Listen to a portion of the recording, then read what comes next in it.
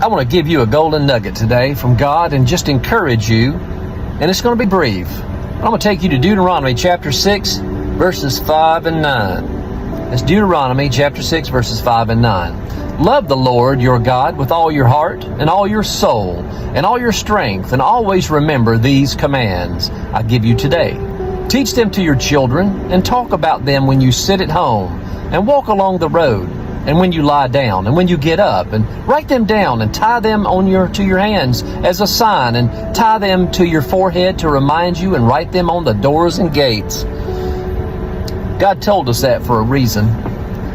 You know, don't relate to God as if He's trapped in a building.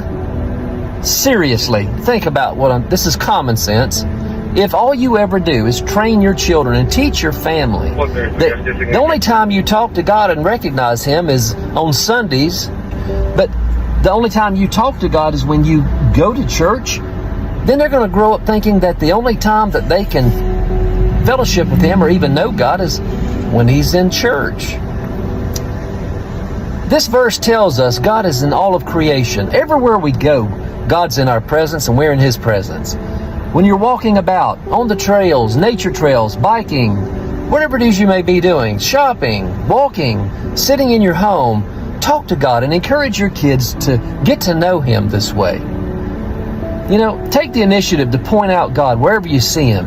That doesn't mean that He isn't present among His people. The church is a very special place. We know that. But His presence is also found everywhere in creation.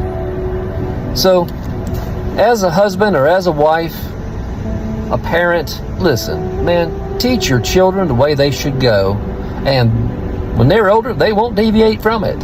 Like the sign over my left shoulder here says, do not enter, don't step into the ways of disbelief and unbelief, limiting God to simply being in a church building.